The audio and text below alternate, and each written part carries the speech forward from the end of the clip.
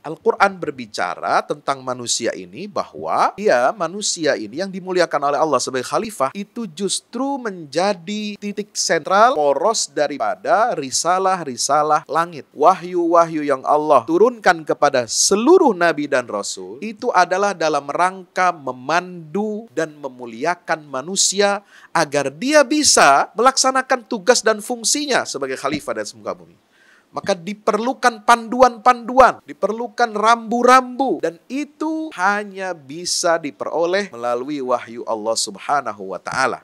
Karena yang mengetahui kepentingan dan kemaslahatan hamba atau manusia di muka bumi ini, yang lebih mengetahui tentang apa yang baik dan buruk bagi manusia itu hanyalah Sang Pencipta. Sebagaimana Allah menyatakan, Ala ya'lamu man khalaqa wa huwal latiful khabir. Ya, hanya Allah yang mengetahui kemaslahatan bagi makhluk yang telah Dia ciptakan itu. Apalagi ditegaskan dalam surah Al-A'raf, ala lahul khalqu wal amru. Karena Allah memiliki hak kuasa penciptaan yang luar biasa bagi seluruh makhluk, maka Dialah satu-satunya yang berhak untuk memberikan perintah dan larangan kepada manusia yang telah diangkat oleh Allah sebagai khalifah di atas muka bumi ini. Maka di dalam Al-Quran disebutkan tentang pentingnya manusia ini agar dia mulia selama hidupnya di dunia dan mengemban tugas amanahnya, maka dia harus memperhatikan rambu-rambu itu, ya, memperhatikan ajaran-ajaran Allah yang diberikan kepada manusia langsung setelah ayat surat Al-Baqarah 30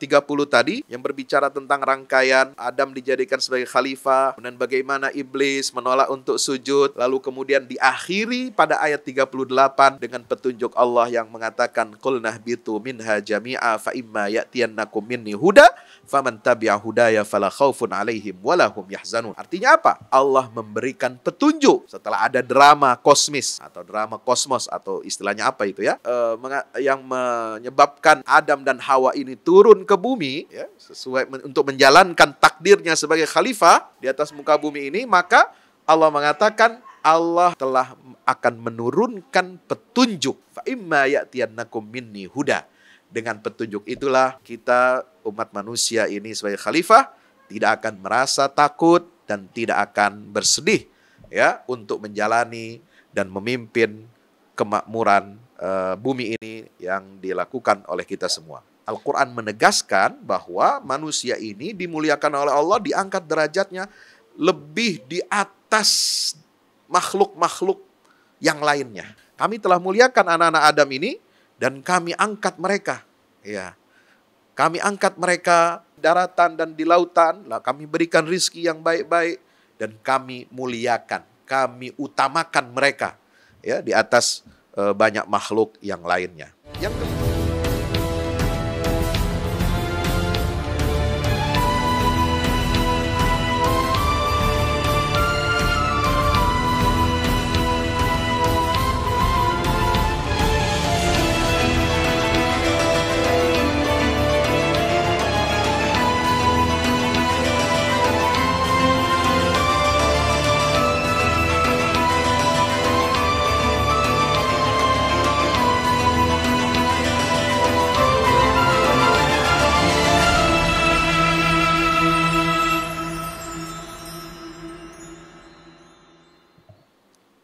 Bismillahirrahmanirrahim. Assalamualaikum warahmatullahi wabarakatuh. Alhamdulillah wassalatu wassalamu ala Rasulillah wa ala alihi wa sahbihi wa mawalah, la haula wa la quwwata illa billah. Allahumma la sahla illa ma ja'altahu sahla wa anta taj'alus sa'ba idza syi'ta sahla. Subhanaka la ilma lana illa ma 'allamtana innaka antal alimul hakim. Rabbi zidni ilma warzuqni fahma. Bapak Ibu, hadirin hadirat, para peserta webinar ketahanan keluarga dan juga hak berketuhanan sebagaimana yang dituangkan dalam deklarasi Yogyakarta. Alhamdulillah, bersyukur kepada Allah dan tidak henti-hentinya kita mengucapkan alhamdulillah, terutama di 10 hari pertama bulan Zulhijjah ini. Alangkah baiknya kita mulai juga dengan kita bertakbir, ya. Boleh kita sama-sama bertakbir secara mutlak. Ini bukan takbir yang muqayyad setelah setiap melaksanakan sholat fardu berjamaah, itu dimulai tanggal 9 Zulhijjah. Tapi kita sejak awal bulan Zulhijjah ini kita boleh bertakbir secara mutlak, takbir hari raya. Allahu Akbar, Allahu Akbar, Allahu Akbar, la ilaha illallah, Allahu Akbar walillahil hamd. Saya sangat bergembira dan berterima kasih mendapatkan kehormatan undangan dari Ketua Umum kita, Koalisi Nasional Perlindungan Keluarga Indonesia, yaitu Profesor Dr. Hajah Ais Sunarti, dan juga teman-teman di KNPK untuk memberikan sedikit pandangan tentang hak kemuliaan manusia dalam konteks berketuhanan yang Maha Esa.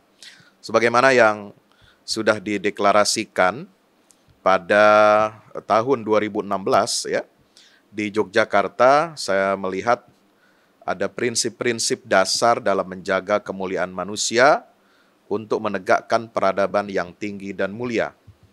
Di artikel pertama dari deklarasi Yogyakarta tersebut, tahun 2016 itu disebutkan tentang hak-hak untuk menjaga kemuliaan manusia melalui nilai-nilai ketuhanan. Ya, boleh saya review sebentar sebagai highlight buat kita semuanya. Di sini ada 2 poin ya yang disebutkan dalam deklarasi tersebut, yaitu yang pertama, semua orang dilahirkan merdeka dan memiliki kemuliaan dan hak-hak yang sama. Kemuliaan manusia pada dasarnya merupakan kodrat yang dikaruniakan Tuhan. Ia adalah hak manusia yang terpenting, yang dari situ hak-hak dasar diturunkan dan harus dipelihara dengan kewajiban dan tanggung jawab dasar kepada Tuhan dan juga sesama manusia. Yang kedua, kemuliaan manusia harus dipelihara dari generasi ke generasi dengan ikatan keluarga yang kuat dalam nilai-nilai yang dianugerahkan Tuhan dalam kurung ketuhanan, dan keluarga berfungsi sebagai pondasi peradaban dan kemuliaan manusia. Subhanallah. Saya kira ini 2 artikel atau 2 poin dalam artikel yang sangat penting yang diletakkan dalam posisi pertama. Ini menunjukkan apresiasi para deklarator, ya, deklarasi Yogyakarta tahun 2016. Menunjukkan bahwa apresiasinya terhadap nilai-nilai ketuhanan yang Maha Esa yang ada dalam sila pertama dalam Pancasila sebagai dasar negara kita. Dan yang kedua juga sebagai penguatan dan pengukuhan pasal 29 Undang-Undang Dasar 1945 yang menyatakan bahwa negara berdasarkan ketuhanan yang Maha Esa. Luar biasa para founding fathers kita ini. Bapak Ibu yang dirahmati Allah Subhanahu wa taala, saya akan sedikit memberikan tambahan ya, atau boleh katakanlah catatan bagaimana kemuliaan manusia ini dalam Al-Qur'an. Ya, manusia atau al-insan dalam banyak derivasinya di dalam Al-Qur'an ini begitu luar biasa, menunjukkan tentang posisi manusia yang sangat dimuliakan oleh Allah Subhanahu wa taala.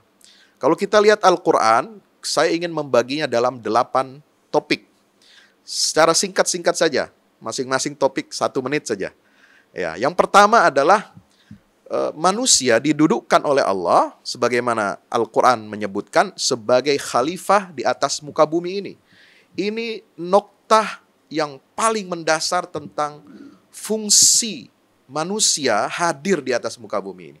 Dan itu menunjukkan sifat karakter manusia yang betul-betul dimuliakan oleh Allah Subhanahu wa taala. Allah tidak menerima ketika amanah kepemimpinan untuk memakmurkan bumi ini ketika diserahkan kepada langit, bumi, gunung, ya, mereka tidak sanggup. Tetapi yang sanggup untuk menerima amanah sebagai khalifah yang akan memakmurkan bumi ini, itu adalah manusia sebagaimana ditegaskan dalam surat Al-Ahzab. Inna aradnal amanata 'alas samawati wal ardi wal jibal fa abaina ay yahmilnaha wa asfaqna minha wa hamalahal insan. Ketika Allah mengatakan wa hamalahal insan, ini menunjukkan bahwa manusia ini memiliki keberanian, memiliki tugas yang istimewa, tugas yang sangat sakral. dari Allah Subhanahu wa taala untuk memakmurkan bumi ini. Ya. Nah, itu dikuatkan di dalam surah Al-Baqarah ketika berbicara tentang proses bagaimana manusia ini dinobatkan, ditetapkan oleh Allah sebagai khalifah. Yaitu surat Al-Baqarah 30, wa idz qala rabbuka lil malaikati inni ja'ilun fil ardi khalifah. Qalu ataj'alu fiha may yufsidu fiha wa yasfiku ad-dima wa nahnu nusabbihu bihamdika wa nuqaddisu lak. Qala inni a'lamu ma la ta'lamun. Ya, artinya ya pasti Bapak Ibu Saudara semua bisa mengetahuinya. Ya, sudah gampang sekarang. Tinggal cari, buka aplikasi Quran, cari surat Al-Baqarah 30. Saya nggak usah menerjemahkan lagi, ya. Nah, yang kedua, Al-Quran berbicara tentang manusia ini bahwa dia, manusia ini yang dimuliakan oleh Allah sebagai khalifah, itu justru menjadi titik sentral poros daripada risalah-risalah langit. Wahyu-wahyu yang Allah turunkan kepada seluruh nabi dan rasul, itu adalah dalam rangka memandu dan memuliakan manusia agar dia bisa melaksanakan tugas dan fungsinya sebagai khalifah dan semuka bumi. Maka diperlukan panduan-panduan, diperlukan rambu-rambu, dan itu hanya bisa diperoleh melalui wahyu Allah Subhanahu wa taala. Karena yang mengetahui kepentingan dan kemaslahatan hamba atau manusia di muka bumi ini, yang lebih mengetahui tentang apa yang baik dan buruk bagi manusia itu hanyalah Sang Pencipta. Sebagaimana Allah menyatakan, ala ya'lamu man khalaqa wa huwal latiful khabir. Ya, hanya Allah yang mengetahui kemaslahatan bagi makhluk yang telah Dia ciptakan itu. Apalagi ditegaskan dalam surah Al-A'raf, ala lahul khalqu wal amru. Karena Allah memiliki hak kuasa penciptaan yang luar biasa bagi seluruh makhluk, maka dialah satu-satunya yang berhak untuk memberikan perintah dan larangan kepada manusia yang telah diangkat oleh Allah sebagai khalifah di atas muka bumi ini. Maka di dalam Al-Quran disebutkan tentang pentingnya manusia ini agar dia mulia selama hidupnya di dunia dan mengemban tugas amanahnya, maka dia harus memperhatikan rambu-rambu itu. Ya, memperhatikan ajaran-ajaran Allah yang diberikan kepada manusia langsung setelah ayat surat Al-Baqarah 30 tadi yang berbicara tentang rangkaian Adam dijadikan sebagai khalifah, kemudian bagaimana iblis menolak untuk sujud, lalu kemudian diakhiri pada ayat 38 dengan petunjuk Allah yang mengatakan qul nahbitu minha jami'a fa imma ya'tiyannakum minni huda faman tabi'a hudaya fala khaufun 'alaihim wala hum yahzanun. Artinya apa? Allah memberikan petunjuk setelah ada drama kosmis atau drama kosmos atau istilahnya apa itu ya, yang menyebabkan Adam dan Hawa ini turun ke bumi, ya, sesuai untuk menjalankan takdirnya sebagai khalifah di atas muka bumi ini. Maka Allah mengatakan Allah telah akan menurunkan petunjuk. Fa imma ya'tiyannakum minni huda. Dengan petunjuk itulah kita umat manusia ini sebagai khalifah tidak akan merasa takut dan tidak akan bersedih, ya, untuk menjalani dan memimpin kemakmuran bumi ini yang dilakukan oleh kita semua. Itu juga senada dengan ayat yang lain seperti misalnya dalam surat Thaha ayat 123 sampai 124, ya, bisa dibaca. Yang berikutnya, yang ketiga, Bapak Ibu yang dirahmati Allah Subhanahu wa taala, ketika Al-Qur'an berbicara tentang manusia, ya, bagaimana Allah memuliakan manusia ini, yang ketiga adalah, ya, malaikat semuanya diperintahkan untuk sujud kepada Adam. Tidak terkecuali karena iblis dulu adalah bagian dari malaikat. Iblis itu sudah beribadah kepada Allah ribuan tahun lamanya. Dia menjadi malaikat, bagian dari malaikat yang sangat dekat dengan Allah Subhanahu wa taala. Ya, yang kerjanya tiap hari, tiap saat adalah bertasbih kepada Allah, memuji Allah Subhanahu wa taala. Tetapi ketika Allah perintahkan iblis termasuk seluruh malaikat untuk sujud kepada Adam, hanya iblis seorang yang menolak perintah itu. Maka dia dilaknat oleh Allah Subhanahu wa taala. Artinya, di sini ada konsep tentang kemuliaan manusia yang sangat luar biasa. Yang disimboliskan dalam atau disimbolkan dalam banyak ayat Al-Qur'an. Seperti tadi, Al-Baqarah ayat 30-38 ketika kita bicara tentang konsep kekhalifahan. Yang kedua ada di dalam surat Sad ayat 71-74. Kemudian surat Al-Hijr ayat 28-31. Silakan masing-masing bisa kita baca di dalam mushaf kita. Yang keempat, ya, Al-Quran menegaskan bahwa manusia ini dimuliakan oleh Allah, diangkat derajatnya lebih di atas makhluk-makhluk yang lainnya. Ini ditegaskan dalam surat Al-Isra ayat 70. Walaqad karramna bani Adam wa hamalnahum fil barri wal bahri wa razaqnahum minat thayyibat wa faddalnahum ala katsirin mimman khalaqna tafdila. Sungguh kami telah muliakan. Ini konsep takrim. Satu-satunya ayat di dalam Al-Quran yang menggunakan karramna, takrim. Tetapi itu kemudian dielaborasi dalam banyak ayat-ayat yang lain. Apa saja yang aspek apa saja, ya, yang menjadi kemuliaan manusia itu, seperti dari tadi 1, 2, kemudian 3, dan kali ini yang keempat, ya. Jadi kami telah muliakan anak-anak Adam ini dan kami angkat mereka, ya. Kami angkat mereka di daratan dan di lautan, lah kami berikan rizki yang baik-baik dan kami muliakan, kami utamakan mereka, ya, di atas banyak makhluk yang lainnya. Yang kelima, Bapak Ibu yang dirahmati Allah, kemuliaan manusia ini diwujudkan oleh Allah dalam bentuk apa? Dalam bentuk semua yang ada di alam semesta ini itu ditundukkan untuk kebaikan dan kemaslahatan manusia. Sehingga kita hukum alam ini ditundukkan untuk kepentingan manusia. Perputaran matahari, bulan, adanya bintang, adanya galaksi, ini semua untuk kebaikan dan kemaslahatan manusia. Ketika bertanya, untuk apa ada bulan-bulan itu? Yas'alunaka 'anil ahillah qul hiya mawaqitu linnas. Untuk waktu-waktu, menunjukkan waktu bagi manusia. Ada perubahan musim. Ini juga untuk bercocok tanam.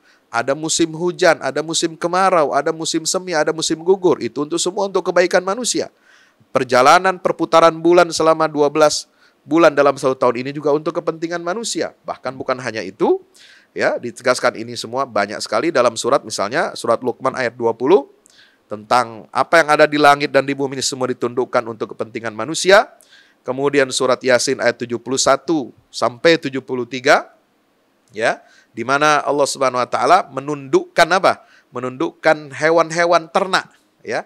Wa dzallalnaha lahum faminha rakubuhum wa minha yakulun. Ada yang untuk dikendarai dan ada yang untuk dimakan. Walahum fiha manafi'u wa masyaribu afala yaskurun. Itu di surat Yasin. Kemudian di surat An-Nahl Allah menundukkan apa? Lautan, ya, supaya kita bisa makan ikan-ikan yang segar.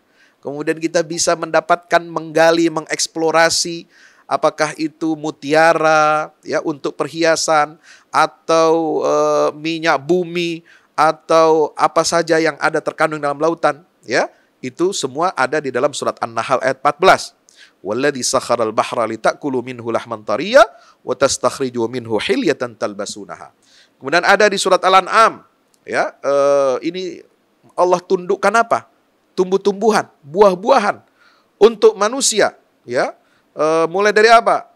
Mulai dari kurma, kemudian pohon zaitun, delima, ya, itu semua ditundukkan oleh Allah Subhanahu wa taala untuk kepentingan manusia. Surat Al-An'am ayat 141. Demikian pula surat An-Nahl ayat 5 sampai 8. Bahkan surat An-Nahl ini, Bapak Ibu yang dirahmati Allah, itu dinamai, nama lainnya adalah suratun ni'am. Surat-surat yang berisikan nikmat-nikmat yang Allah berikan kepada manusia. Sangat lengkap sekali. Mulai dari nikmat tauhid kepada Allah, nikmat hujan, nikmat penciptaan, nikmat langit, nikmat bumi, ya, semua untuk kepentingan manusia. Itu satu surat, semua isinya tentang kenikmatan-kenikmatan, yang mana itu adalah merupakan kemuliaan yang diberikan oleh Allah untuk manusia. Itu ada dalam surat An-Nahl ayat 5 sampai 8. Ya, bisa dilihat di situ bahkan hewan-hewan, tunggangan semua untuk kepentingan manusia. Lalu surat Al-Hadid ayat 25. Ya. Berapa? Oke. Kemudian Allah tundukkan besi ya untuk manusia, untuk kepentingan manusia. Bagaimana? Ada besi, kalau tidak ada besi kita tidak bisa bangun bangunan, tidak bisa bangun infrastruktur, tidak bisa bikin alutsista, ya. Kemudian disebutkan juga dalam surat Al-Hadid 25 dan surat Saba ayat 10 dan 11. Yang keenam, Allah muliakan manusia dengan akal. Ya, ini semua akal. Kita diminta pertanggungjawaban oleh Allah. Kita menjadi makhluk yang mukallaf, yang mulia itu karena kita dibekali Allah dengan akal. Surat Al-Isra ayat 36, surat Al-Anfal ayat 22, surat Ali Imran ayat 190, 191, kemudian surah Al-Baqarah 164, surah Ar-Ra'd ayat 4. Ini semua menunjukkan tentang kemuliaan manusia untuk mengeksplorasi alam semesta ini dengan apa? Dengan menggunakan akalnya. Bahkan Allah menyatakan dalam satu ayat di surat Tabarak penyesalan orang-orang yang tidak menggunakan akalnya. Ya, qalu law kunna nasma' aw naqil ma kunna fi ashabis sa'ir, yang itu menyebabkan mereka masuk ke dalam neraka jahanam karena tidak menggunakan akal sehatnya. Yang ketujuh adalah Allah memuliakan manusia dengan akhlak. Nah, ini bagian daripada keluarga. Akhlak itu sangat penting. Ya, bagaimana Allah memuliakan manusia ini dalam bentuk akhlak? Nah, ini dirinci Bapak Ibu dirahmati Allah secara singkat dalam pensyariatan hukum. Ya, jadi Allah memberikan syariat, apakah itu dalam perkawinan, dalam bentuk membangun sebuah rumah tangga laki-laki dan perempuan. Saya baca di sini di buku Maqasidus Syariah Al-Islamiyah karangan Al-Imam Muhammad Tahir bin Ashur. Ada maqasid syariah dalam hal keluarga, hukum keluarga.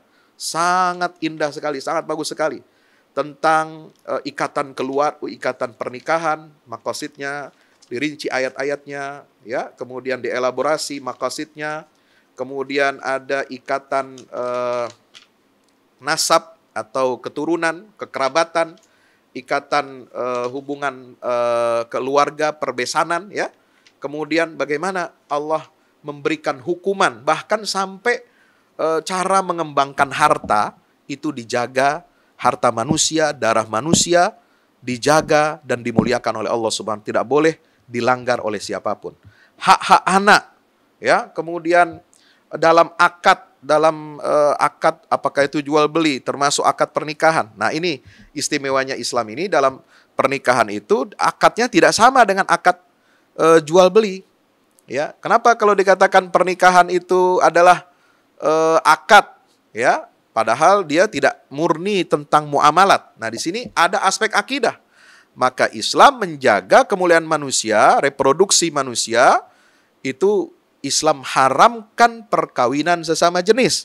Karena ini bertentangan dengan maqasidus syariah. Ya, Islam mengharamkan perkawinan beda agama.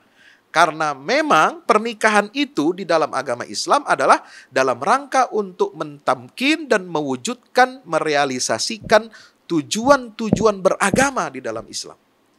Ya, kalau ada pernikahan beda agama, maka tidak akan terwujud maqasid syariah untuk hifzuddin, untuk hifzul mal, untuk hifzun nasab, dan lain sebagainya. Bapak Ibu yang dirahmati Allah Subhanahu wa taala, terakhir ya tentang pidana, ya. Termasuk pidana, ini kan disebutkan oleh Al-Baqarah ayat 179 bahwa ada hukuman tentang qisas, ya. Hukuman tentang qisas ini disebutkan di dalam Al-Qur'an. Kalau boleh singkat, Pak, saya boleh share screen, ya. Di sini tentang, ya. Nah, Bapak Ibu yang dirahmati Allah, di sini ada tentang, sebab ini juga menjadi pertanyaan. Kalau manusia itu dimuliakan, kenapa ada hukuman badan? Ya, ada hukuman badan, ya, hukuman potong tangan bagi yang mencuri, lalu hukuman apa lagi? Cambuk bagi yang berzina, atau hukuman dilempar batu, dirajam bagi orang yang berzina sudah menikah, sudah berkeluarga. Nah, ini ada pertanyaan, apakah ini bukan bentuk pelanggaran terhadap hak asasi manusia? Tidak. Kalau kita lihat hukum qisas dan hudud, semuanya adalah untuk menjamin dan memuliakan kehidupan manusia sesuai dengan kerangka ajaran Islam. Maka hukum pidana Islam ini tidak sama, tidak bisa kita begitu saja mengarahkan pandangan kita kepada Deklarasi Universal Hak Asasi Manusia PBB. Pasal 5 mengatakan tidak seorang pun boleh disiksa atau diperlakukan atau dihukum secara keji, tidak manusiawi atau merendahkan martabat. Sama dengan yang menghalalkan kawin beda agama, itu landasannya Deklarasi HAM PBB katanya, pasal 16. Bahwa perkawinan tidak boleh dibatasi oleh oleh etnis, oleh suku, oleh bangsa, termasuk agama. Nah, apakah kita sudah berubah? Maqasid kita dalam beragama bukan lagi berpanduan kepada kitab suci, tetapi berpanduan kepada hak asasi manusia versi liberal. Nah, oleh sebab itu, singkat saja, bahwa HAM dalam Islam ini harus diderivasi dari ajaran Islam. HAM dalam Islam itu adalah karunia dari Allah, dia adalah fitrah. Ya, fitratallahi allati fataran nasa 'alaiha, itu menjadi bagian yang inherent, menjadi bagian yang menyatu dalam kemuliaan manusia. Ya, makanya HAM dalam Islam itu bersifat komprehensif, masuk dalam aspek ekonomi, aspek politik, sosial dan budaya, dan HAM dalam Islam itu tidak terpisah dari syariat. Dia tidak absolut. Kenapa? Karena batasan hak asasi manusia itu dibatasi oleh objek-objek syariat Islam. Ya, demikian. Mudah-mudahan bermanfaat. Aku qouli hadza astaghfirullah li wa lakum. Wassalamualaikum warahmatullahi wabarakatuh. Ya, terima kasih Bu Indriani. Pertanyaannya tentang fungsi laki-laki sebagai kepala rumah tangga ya. Ya, ini sekarang memang mulai pudar ya.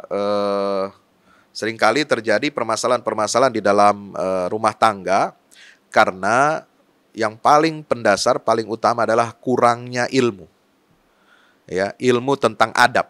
Ya, ilmu tentang adab dalam memahami posisi kedudukan perkawinan pertama, yang kedua, ilmu tentang adab bagaimana memahami memahami cara membangun sebuah keluarga.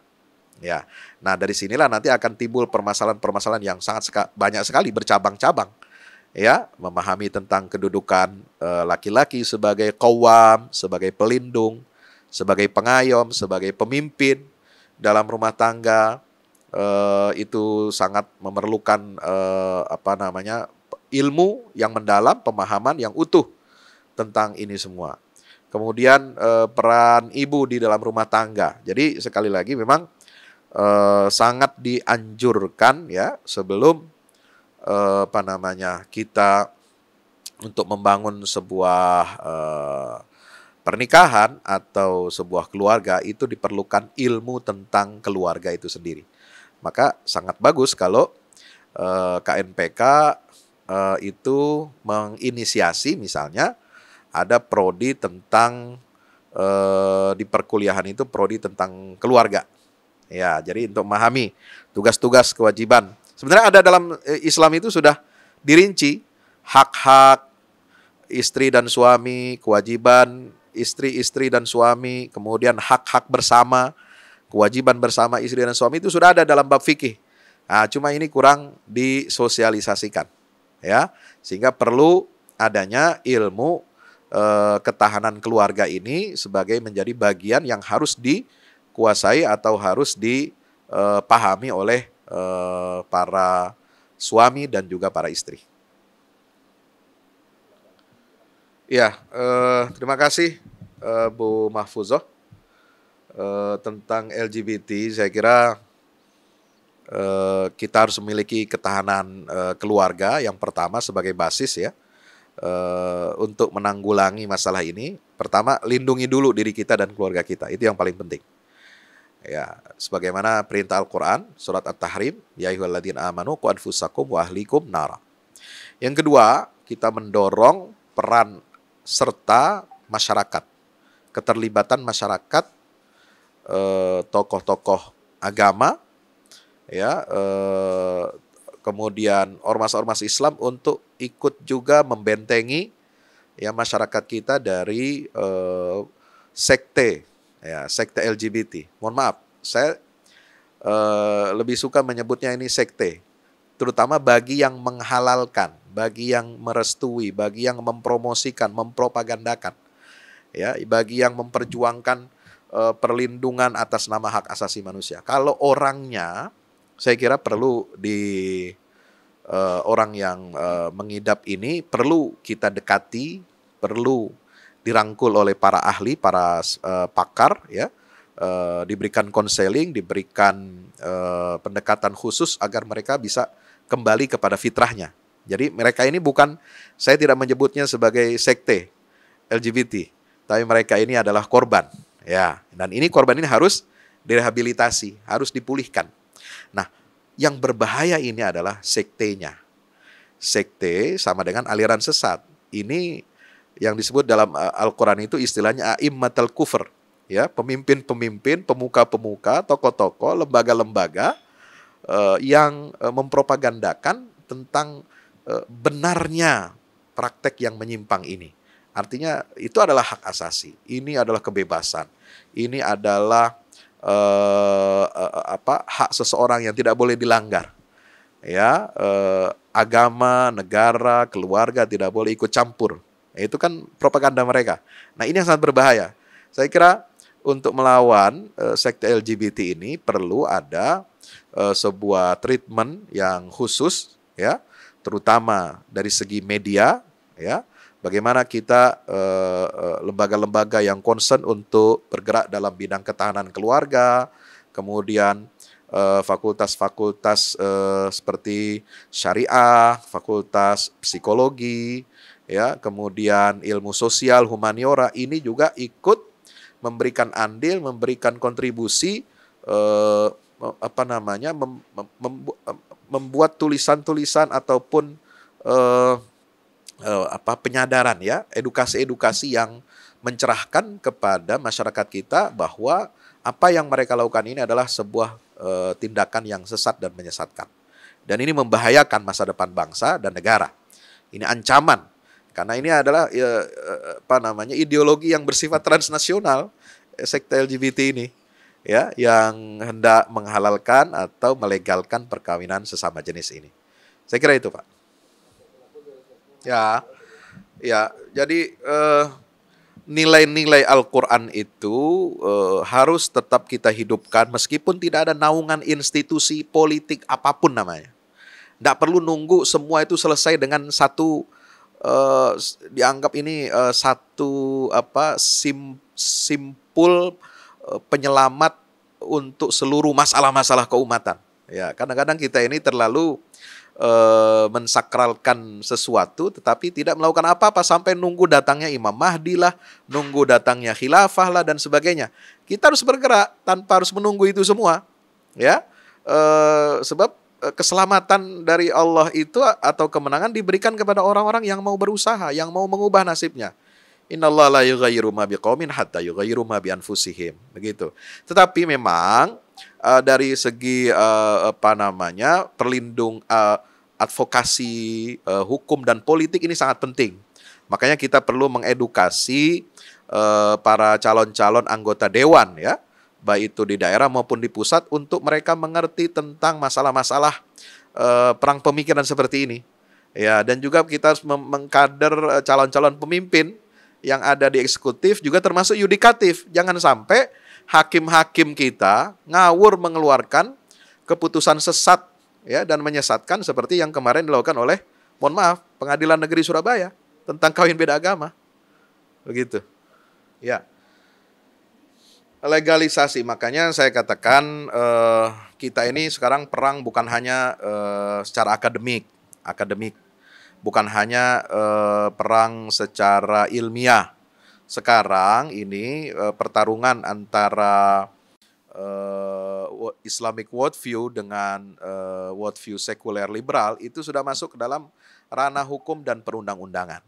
Maka disitulah perlunya kita penguatan ya, kelembagaan, penguatan pendidikan, penguatan advokasi hukum kita, dan para pakar ahli-ahli hukum tata negara kita untuk membackup, ya, kita punya kepentingan untuk menjaga akidah Islam, menjaga syariat Islam, karena itu semua berkaitan dengan serangan-serangan terhadap syariat Islam ini.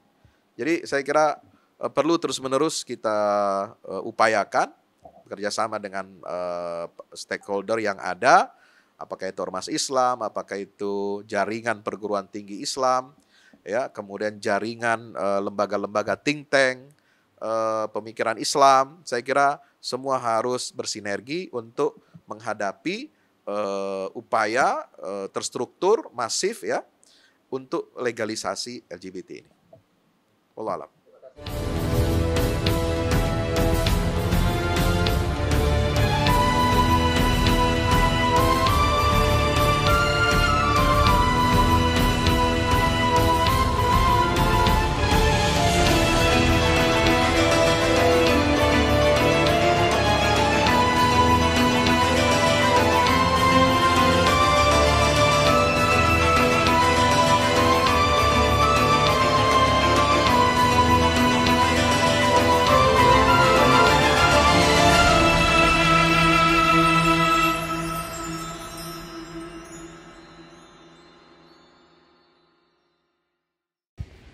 Itu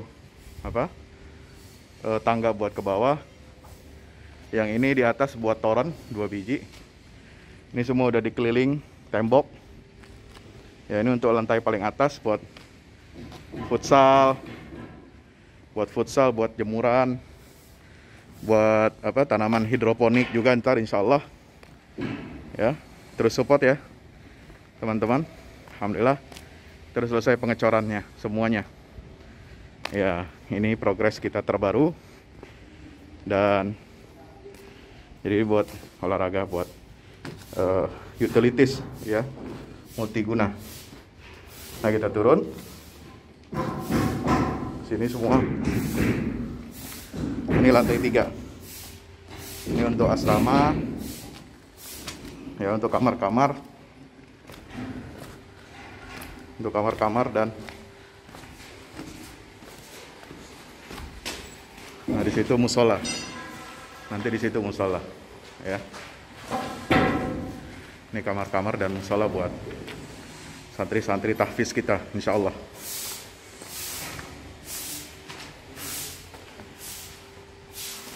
Nah, ini lantai 2 kita turun.